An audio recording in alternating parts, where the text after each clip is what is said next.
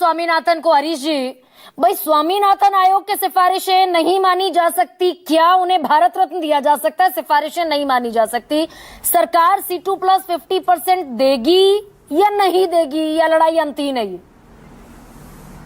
देखिए गरिमा जी, सबसे बड़ी बात यह है कि जो ये परंपरा कुछ बढ़ाने की है, जैसे अभी 14 जो फसलों के ऊपर दाम बढ़ाए गए, ये एक औपचारिकता मात्र है। अभी देखिए आज की जो 14 फसलों पे MSP बढ़ाया गया, वो मात्र 1.5% से लेकर 13% तक बढ़ाया गया है। कुछ फसलों में जरूर 13% के आसपास है, जैसे रागी है या अन्य चीजें हैं। इसमें धान की जो कीमत बढ़ाई गई है वो केवल मात्र 69 रुपए बढ़ाई गई है।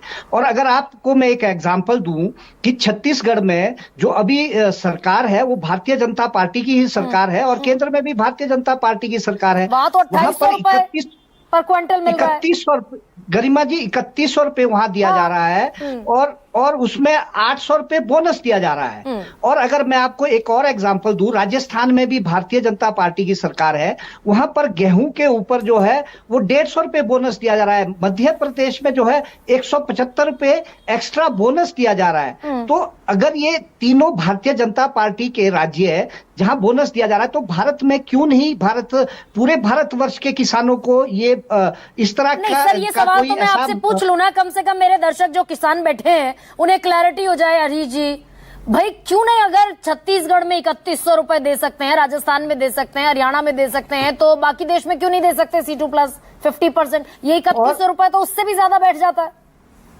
और मैं आपको एक और इससे आगे गरिमा जी मैं कुछ बताना चाहूंगा।